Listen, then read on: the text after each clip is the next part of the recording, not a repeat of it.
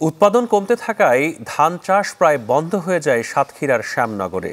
ঠিক এমন সময় লবণাক্ত সহনশীল জাত উরি ধানের সন্ধান দিলেন বিজ্ঞানীরা, আর এতেই আশায় বুক বাঁধছেন উপকূলের চাষিরা। আমিনা বিলকিস ময়নার তথ্য ও চিত্রে ডেস্ক রিপোর্ট। রকমারের ডিসকাউন্টের উপরে শুধুমাত্র নগদ দিয়ে পেমেন্ট করলেই পাবেন আরো 21% ক্যাশব্যাক। সাতক্ষীরার উপকূল এলাকার দুটি উপজেলা আশাশুনি ও শ্যামনগর।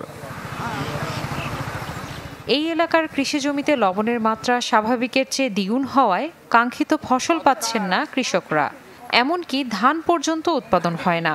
কোনো বড় ধানের চাষ এখানে হয় না, তাই এই লবণাক্ত সহিষ্ণু ধান যদি আমাদের এলাকায় চাষ করা যায় তাহলে এই এলাকা ডেভেলপ হবে, এলাকার মানুষ উন্নয়নের মুখ দেখতে পাবে। আমরা এখানে উরির মাধ্যমে, যেটাকে বৈজ্ঞানিক নাম পোর্টেশিয়া কোয়ার্টাটা বা অরাইজা কোয়ার্টাটা বলে, সেটার দ্বারা আমরা যাতে ফলনটা বাড়ানো যায় সেই চেষ্টা করছি। তবে এই উপকূলের কৃষকদের মনে নতুন করে আশা জাগাচ্ছে উরি ধান। এই যে ধানটা আমাদের যে লাগানো হচ্ছে এখন বর্তমান, ধানটা এখন আগের থেকে অনেকটা পরিবর্তন হয়েছে, অনেক পরিবর্তন হয়েছে। উরি ধানের যে কার্যকরতা আমরা যদি ভালোভাবে করতে পারি তাহলে অবশ্যই আমরা একটা সফলতা পাবো বলে আশা করি। পুরাতন উরি ধান নতুন করে কৃষকদের মাঝে ফিরিয়ে দিতে গবেষণা করছেন বিজ্ঞানীরা। জানালেন, এই ধান সাগর নিকটবর্তী এলাকায় স্বাভাবিকভাবেই হয়।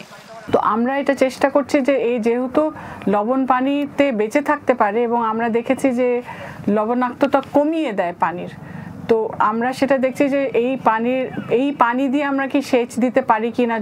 এদিকে উরি ধানের গবেষণা দেখে আশার আলো শোনালেন অস্ট্রেলিয়ান এই বিজ্ঞানী।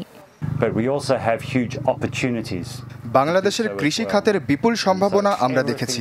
এখানকার কৃষির উন্নয়নে এবং খাদ্যের যোগান নিশ্চিতে সব ধরনের সহযোগিতা প্রদানে আমরা বদ্ধপরিকর। গবেষণা সফল হলে উপকূলের ফসল উৎপাদনের কষ্ট লাঘব হবে বলে জানালেন ধান গবেষণা ইনস্টিটিউটের এই কর্মকর্তা।